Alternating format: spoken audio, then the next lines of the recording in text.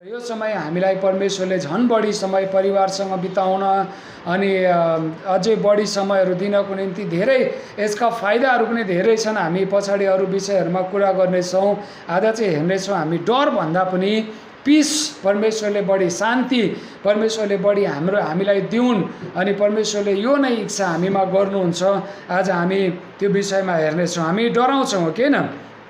हामी डराउनको लागि होइन, हामी चाहिँ डर हामीभित्र पस्नको लागि होइन। यो समय चाहिँ जस्ट हामीलाई तयारी हुनको निम्ति अगाडि आउने कुराहरू, अगाडि आउने एउटा ठुलो आँधी बेरीहरूसँग, अगाडि आउने एउटा ठुलो समस्यासँग जुझ्नको निम्ति, सङ्घर्ष गर्नको निम्ति हामीलाई परमेश्वरले प्रिपेयर गर्नुभएको मात्रै हो, तयारी गर्नुभएको मात्रै हो। त्यसको तयारीमा हामीहरू छौँ अनि परमेश्वरले अगाडि अझै कति धेरै सङ्घर्ष हाम्रो लागि दिनुहुन्छ, हामी त्यसमा कसरी विजय हुन्छौँ भनेर त्यसको निम्ति एउटा तयारीको एउटा सुरुवात मात्रै हो। त्यो कारण हामी हाम्रो हृदयमा हामी डराउने छैनौँ, हामी झकाउने छैनौँ। कहिले कहिले हामीले हाम्रो छोराछोरीलाई डर देखाउँछौँ कि देखाउँदैनौँ?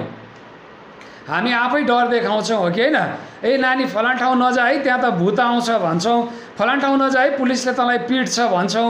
डर देखाउँछौँ कि देखाउँदैनौँ? दुईवटा कारणले हामी डर देखाउँछौँ।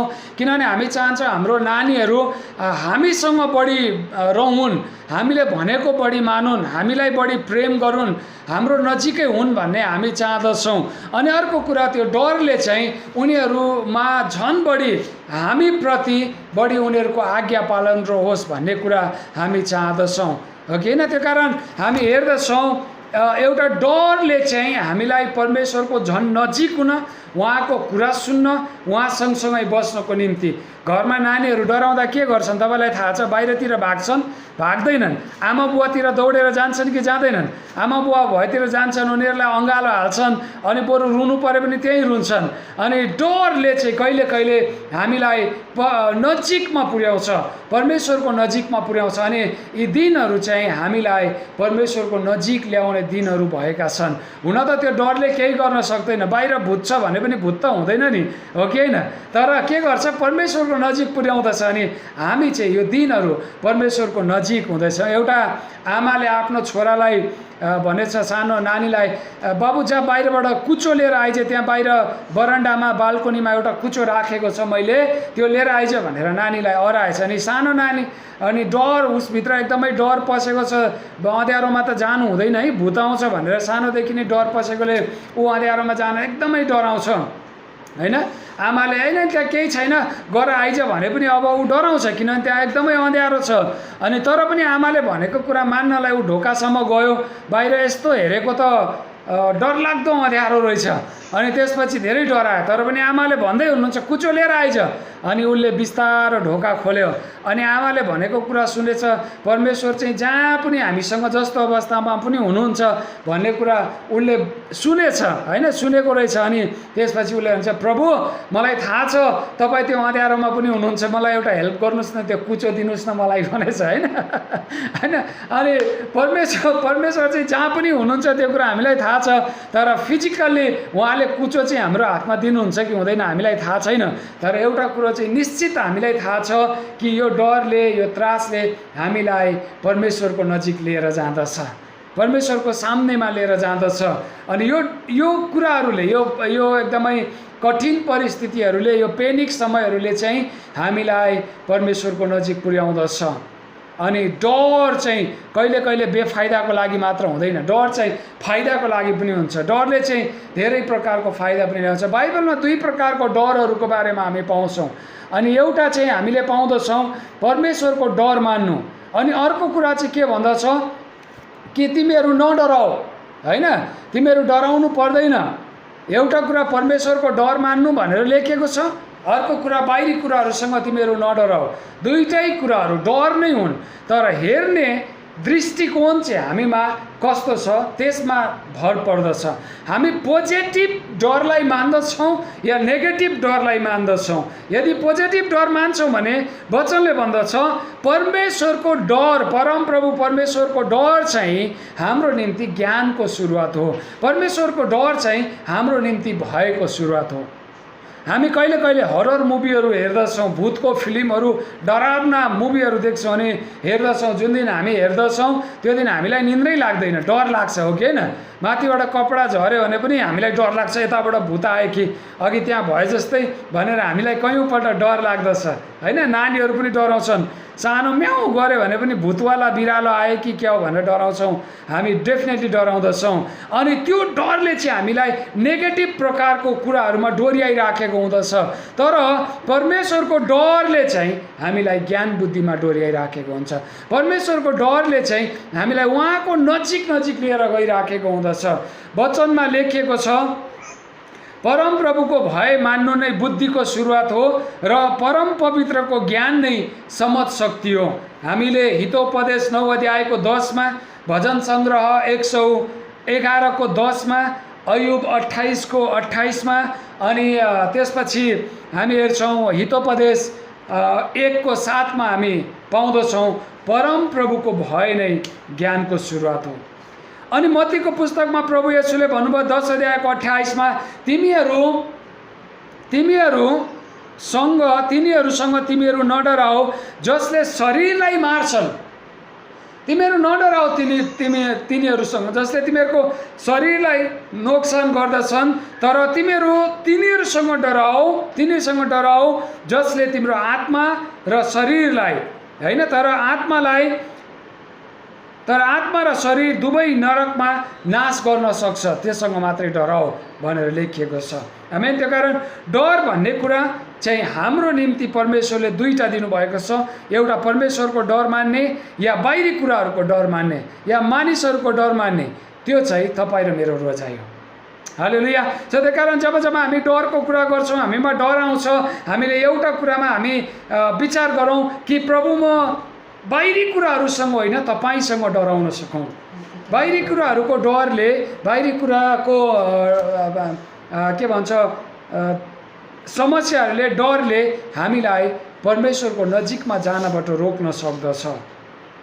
त्यसैले सबै डरहरू नराम्रा हुँदैनन्, होइन, खराब हुँदैनन्, तर हामीले यसलाई कसरी र कुन चाहिँ जग्गामा प्रयोग गर्ने, कुन चाहिँ स्थानमा प्रयोग गर्ने, डरलाई कुन चाहिँ ठाउँमा हामीले प्रयोग गर्ने, यो चाहिँ महत्त्वपूर्ण कुरा हो। तर आज म पावलले एकजना जवान तिमोथीलाई दिएको शिक्षा, प्रेमसँग उत्साहसँग सम्झाउँदै भनेको कुरा म तपाईसँग कुरा गर्नेछु। आजको बिहानी 2 तिमोथी 1 अध्यायको 7 पदमा जब हामी हेर्दछौँ, 2 तिमोथी 1 अध्यायको 7 पद, 2 तिमोथियस 1 अध्यायको 7:17 मा यसरी लेखिएको छ, किनकि परमेश्वरले हामीलाई डरको आत्मा होइन तर शक्ति, प्रेम र आत्मा स्वयंको आत्मा दिनुभएको छ। पावलले माथि तिमोथीलाई सम्झाएका छन्, होइन? एउटा जवान मानिस, एउटा विशेष गरिकन म तपाईसँग कुरा गरौँ, यहुदीहरूले चाहिँ 30 वर्षभन्दा मुनिको मानिसहरूलाई चाहिँ, व्यक्तिहरूलाई चाहिँ एउटा जवान नै सम्झिन्थे अनि उनीहरूको कुरा सुन्दैनथे, उनीहरू परिपक्व भएको छैन अथवा मेच्योर छैन भन्ने प्रकारको विचार गरिराखेका हुँदथे। अनि यहाँनिर पावल प्रेरितले भन्छन्, तिमी जवान छौ तिमोथी, तर मानिसहरूले तिमीलाई हेप्न नपाउन्। अनि ती कुराहरू गर्दा गर्दै पनि 1:7 मा पावलले भन्नुहुँदछ कि परमेश्वरले हामीलाई डरको आत्मा होइन, परमेश्वरले हामीलाई, सुन्नुहोस् है, डरको आत्मा होइन तर शक्ति, प्रेम र आत्मा स्वयंको आत्मा दिनुभएको छ। हालेलुया। परमेश्वरले हामीलाई डरको आत्मा होइन, है, उनीहरूलाई डरको आत्मा होइन। यहाँनिर हामी नोट गरौँ, नडराओ, डरको आत्मा होइन। डरले चाहिँ तीनैवटा कुराहरूमा प्रभाव पार्दछ, हाम्रो प्राण, आत्मा र शरीर। हेर्नुहोस् है, यहाँनिर एउटा कुराले भन्छ शक्तिको आत्मा, जसले चाहिँ हाम्रो शरीरलाई नष्ट गर्न सक्छ। त्यसमा चाहिँ एउटा शक्तिको काम गर्छ, एउटा बलको काम गर्दछ। अनि जब डरको कुराहरू गर्दछौँ त्यति बेला हामीले याद गर्नुपर्छ, मेरो शरीरलाई डरले नोक्सान गर्न सक्छ, तर म चाहिँ परमेश्वरको शक्तिमा भर पर्दछु। डरको सट्टामा परमेश्वरले शक्तिको आत्मा पठाउनु भएको छ। डरको सट्टामा परमेश्वरले प्रेमको आत्मा पठाउनु भएको छ। हाम्रो शरीर होइन शक्ति हामी यहाँ पाउँदछौँ, प्रेम र आत्मा स्वयं, तीनवटा कुराहरू। डरले हाम्रो शरीरलाई दुर्बल बनाउँछ, त्यही कारण परमेश्वरको वचनले भन्दछ, पौलले भन्दछन् परमेश्वरले हामीलाई शक्तिको आत्मा पठाउनु भएको छ। डरले हामीलाई शारीरिक रूपमा कमजोर बनाउँदछ, त्यो कारण त्यसको निम्ति उहाँले शक्ति दिनुभएको छ। उहाँले हामीलाई हिम्मत गर्ने डरसँग जुझ्नको निम्ति। त्यसैले डराउने आत्मा चाहिँ, डर देखाउने आत्मा यहाँ चाहिँ हामीले हेऱ्यौँ भनेदेखि परमेश्वरबाट होइन। डराउने आत्मा चाहिँ, डर देखाउने आत्मा चाहिँ परमेश्वरबाट होइन। यो पेनिक समयमा जब हामीलाई डर आउँदछ, हेर्नुहोस् है, हामीलाई डर आउँदछ, के गर्ने हामीलाई वचनले छ हामी नडराउनु र अरूलाई पनि डराउन दिनु हुँदैन। खराब प्रकारको समाचारहरू अरूलाई सुनाउने, डर देखाउने अरूलाई, यो पेनिक समयमा हामीले त्यस्तो प्रकारको कुरा गर्नु हुँदैन। हामी आफै डराउँदैनौँ र अरूलाई पनि डराउन दिँदैनौँ। अरूलाई त हामीले साहसको आत्मा दिनुपर्छ, अरूलाई हामीले शक्तिको आत्मा दिनुपर्दछ। हामीलाई जसरी परमेश्वरले शक्तिको आत्मा दिनुभएको छ, त्यसरी नै हामी शक्तिसँग अरूको अगाडि, एउटा साहससँग अरूको अगाडि हामी पेश आउनु पर्दछ। डर देखाउने विभिन्न प्रकारको समय म्यासेजहरू तपाईँको फेसबुकहरूमा, म्यासेजमा, व्हाट्सएपमा, टिभीमा सर्कुलेट भइराखेका छन्। हामी अरूलाई डराउने मान्छेहरू होइन, डर देखाउने मान्छेहरू होइन। अरूलाई हामी तर्साउने प्रकारको व्यवहारहरू हामीले गर्नु हुँदैन, किनभने हामीलाई परमेश्वरले डरको आत्मा दिनुभएको छैन। हालेलुया। जब डरको कुरा आउँदछ, हामी डरहरूबाट आफू सुरक्षित हुने र मण्डलीलाई पनि सुरक्षित गर्ने, अरूलाई पनि नडराउनुहोस् भन्ने। यो बेला धेरैजना अगमवक्ताहरू निस्किन्छन्, याद गर्नुहोस् है, मान्छेहरूलाई डर देखाउनलाई, तर्साउनलाई, विभिन्न प्रकारको दुःख कष्टहरू ल्याउने होइन। डरले गर्दा मान्छेहरू परमेश्वरको नजिक आउन् भनेर मान्छेहरूमा त्यो प्रकारको कन्सेप्टहरू, त्यो प्रकारको डरहरू फिजाउने प्रकारको डराउने काम परमेश्वरको होइन। परमेश्वरले हामीलाई डरको आत्मा दिनुहुन्न, उहाँले त हामीलाई प्रेमको आत्मा दिनुहुन्छ झन् त्यसको सट्टामा। प्रियहरू, डरको स्रोतहरू धेरै छन्, डराउने स्रोतहरू धेरै छन्। डर चाहिँ रोग बिमारबाट मात्रै आउँछ, भुइँचालो भूकम्पहरूबाट मात्रै आउँछ, भविष्यका डरहरू देखाएर मात्रै आउँछ भन्ने कुरा होइन। There is lot of source we can find. डरको निम्ति धेरै सोर्सहरू छन्, धेरै स्रोतहरू छन्, धेरै प्रकारको धेरै कुराहरूबाट डरहरू आउँदछ। तर प्रेमको स्रोत चाहिँ एउटा मात्रै छ, त्यो चाहिँ परमप्रभु परमेश्वर हुन्छ। शान्तिको स्रोत एउटा मात्रै छ, त्यो चाहिँ प्रभु येशू ख्रीष्ट मात्रै हुँदछ। डरको स्रोतहरू हाम्रो परिस्थितिले हामीलाई डर देखाउँदछ, अनि हाम्रो आर्थिक अवस्थाले हामीलाई डर देखाउँदछ, त्यसपछि हाम्रो स्वास्थ्यले हामीलाई डर देखाउँदछ। सबै प्रकारका बाहिरी डरहरू, बाहिरी सर्कमस्टेन्सहरू, बाहिरको परिस्थितिहरू, डरका आत्माहरू हाम्रो अगाडि पछाडि कयौँपल्ट घुमिराखेका हुँदछन्। तर हामी डराउने होइन, डर देखाउने पनि होइन। यो बेला हामी डर देखाउने पनि होइन, आफू डराउने पनि होइन। हालेलुया। तर अरूको निम्ति हामी साहसको व्यक्ति बनिनुपर्छ, साहसको आत्मा बनिनु पर्दछ। यो बेला कोभिडले अथवा कोरोनाले मानिसहरूमा डर फैलाइराखेको छ, तर हामी चाहिँ त्यही कोरोना बोकेर अरूलाई डर, कोरोना हामीमा छैन लागेको, तर पनि कोरोनाको गुणगान गाएर अरूलाई डर देखाइराखेका छौँ। हाम्रो मानसिक रूपमा नै हामी बिमारी भएका छौँ। यो समय चाहिँ हामी त्यो डरको आत्माबाट हामी बाहिर निस्किने समय हो, किनभने यो डरले हामीलाई केही पनि फरक पार्दैन। भोलि के हुन्छ हाम्रो हातमा छैन प्रियहरू। त्यो कारण हामीले मानसिक रूपमा तयार हुनुपर्ने कुरा होइन। भोलि जे हुन्छ त्यो कुरा ठिकै हुन्छ, जस्तो हुन्छ म त्योसँग लड्छु, म त्योसँग जुझ्छु, म त्योसँग सङ्घर्ष गर्छु। अनि हाम्रो प्रार्थना चाहिँ त्योसँग लड्न सक्ने सामर्थ्य दिनुहोस् प्रभु, त्यति मात्रै हो। त्योसँग सङ्घर्ष गर्ने क्षमताको विकास हामीमा गर्नुहोस्। त्यसै कारण त हामी यहाँ दोस्रो पाउँछौँ, आत्मा स्वयंको आत्मा भनेको के हो? परिपक्वताको आत्मा। जो चाहिँ मेन्टल्ली रूपमा दिमागमा तयारी हुनलाई हामीलाई सहायता गर्छ। त्यसैले पौलले भन्छन् हामीलाई प्रेमको आत्मा चाहिएको छ, हामीलाई शक्तिको आत्मा चाहिएको छ, अनि आत्मा स्वयंको आत्मा चाहिएको छ। म पहिले प्रेमको कुरा गर्दछु। प्रेम चाहिँ सिधै आत्मासँग सम्बन्धित छ। हेर्नुहोस् है, डरले चाहिँ हाम्रो आत्मा, शरीर र प्राण तिनैवटा कुराहरूलाई नष्ट गर्दछ। प्राण मानसिकता, हाम्रो थट, सोचाइहरूलाई पनि नष्ट गर्दछ। त्यसै कारण पौलले भन्छ यी तिनै कुराहरूमाथि विजय पाउने शक्ति, सामर्थ्य चाहिँ परमेश्वर मात्रै स्रोत हुनुहुँदछ। डरबाट बच्नको निम्ति शक्तिको आत्मा दिनुहुँदछ, आत्मिक रूपमा नष्ट हुनुबाट बच्नुलाई प्रेमको आत्मा दिनुहुन्छ, मानसिक र प्राणबाट बच्नको निम्ति, प्राणघातक कुराहरूबाट बच्नको निम्ति आत्मा स्वयंको आत्मा। तीनवटा कुराहरू यहाँनिर हामी पाउँदछौँ। प्रेमको आत्मालाई हामीमा काम गर्न दिनुपर्दछ, जो चाहिँ हाम्रो मन, आत्मा, भावनासँग सम्बन्धित छ। अरूहरूलाई प्रेम बाँड्नुपर्छ, अरूहरूलाई वास्ता गर्न सक्नुपर्छ। यो समय धेरै आवश्यकता छ हामीलाई प्रेमको, यो समय वास्ताको आवश्यकता छ। यो समय असल छिमेकी बन्ने जिम्मा तपाईँ र मलाई परमेश्वरले दिनुभएको छ। यो समय तपाईँले मासु भात खाँदै गर्दाखेरि अरूको घरमा चुलो बलेको छ कि छैन भनेर सोच्ने आत्मा परमेश्वरले हामीलाई दिनुभएको छ, अनि त्यो आत्मालाई काम गर्ने हामीले समय दिनु परेको छ। यो समय तपाईँ र म राम्रो खानेकुरा खाँदै गर्दाखेरि अरूको घरमा खोले खाने छ कि छैन भनेर सोच्ने आत्मा परमेश्वरले हामीलाई दिनुभएको छ। त्यो आत्मालाई प्रयोग गर्ने मौका तपाईँले र मैले दिनुपर्दछ।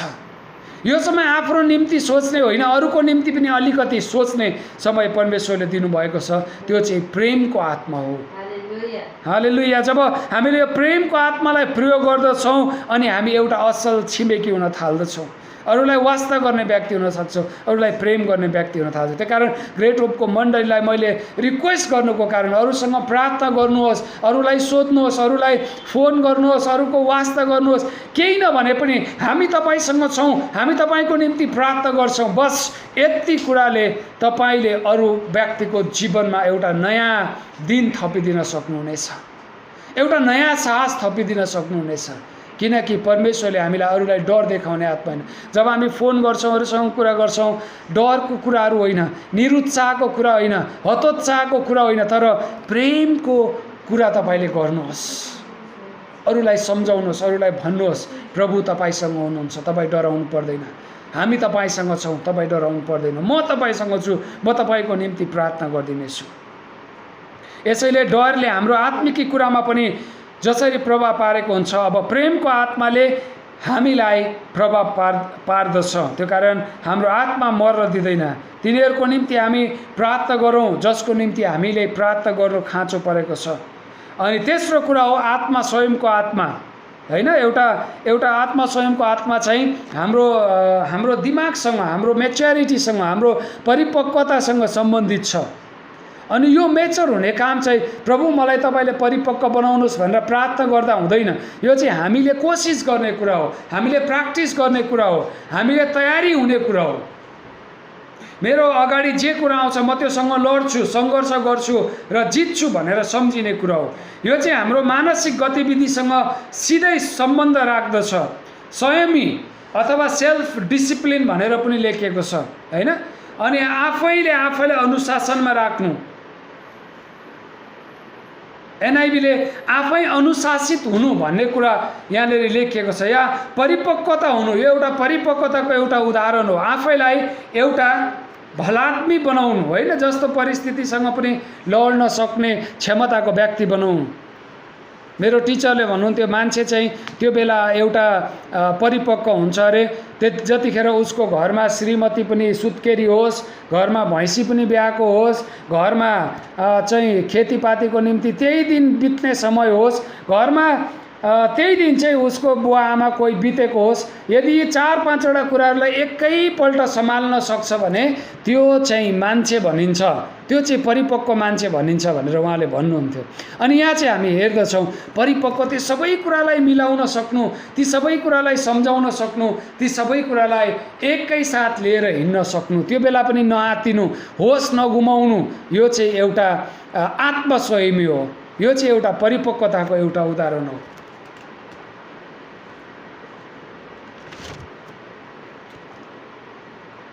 सेल्फ डिसिप्लिन, आफैले आफूलाई एउटा अनुशासित पनि बनाउनु।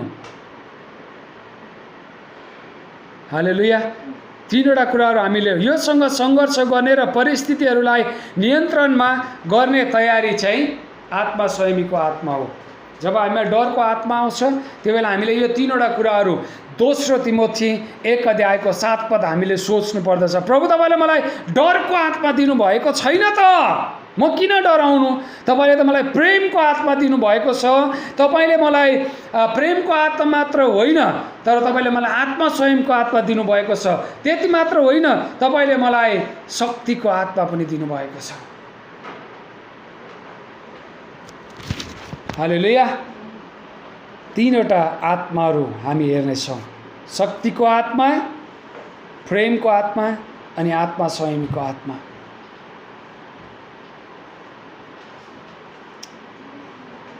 प्रियहरू, तपाईँहरू कतिको डराउनु भएको छ या तपाईँमा डर छ हामीलाई थाहा छैन। गाह्रो परिस्थिति भइरहेको छ। अब पैसाहरू पनि सकिन लागेको छ, खानेकुराहरू सकिँदैछ, बाहिर जाउँ भने पनि अवस्था राम्रो छैन, धेरै डिफिकल्ट सिचुएसनहरू छ। तर हामी उहाँमा भरोसा गर्दछौँ। हाम्रो निम्ति साहस उहाँ हुनुहुँदछ, हाम्रो निम्ति सामर्थ्य उहाँ नै हुनुहुँदछ। अनि हामीलाई यो बेला डर होइन, शान्तिको आत्मा चाहिएको छ। अनि शान्तिको स्रोत चाहिँ परमप्रभु परमेश्वर आफै हुनुहुँदछ, प्रभु येशू ख्रीष्ट हुनुहुँदछ। यशाया 9:6 यसरी लेखिएको छ, उहाँ शान्तिको राजकुमार हुनुहुँदछ। अनि 9:7 लेखिएको छ, उहाँको शासन र शान्तिको वृद्धिको अन्त कहिले पनि हुने छैन। डरको त अन्त हुन्छ, डर केही समयको लागि मात्रै हुन्छ। तपाईँलाई थाहा छ, डरहरू अलिक समयको निम्ति आउँछन्, त्यसपछि डरहरू काबुमा आउँदछ, डरहरूको समाप्ति हुँदछ, रोग बिमारहरूको समाप्ति हुँदछ, आर्थिक तङ्गीको, आर्थिक समस्याहरूको, फाइनेन्सियलहरू, क्रिसिसहरूको, सबै कुराको प्रब्लमहरू, सबै प्रब्लमहरूको द इन्ड हुँदछ, त्यसको अन्त्य हुँदछ। तर वचनले भन्दछ उहाँको शान्तिको राज्यको अन्त्य कहिले पनि हुने छैन। हालेलुया।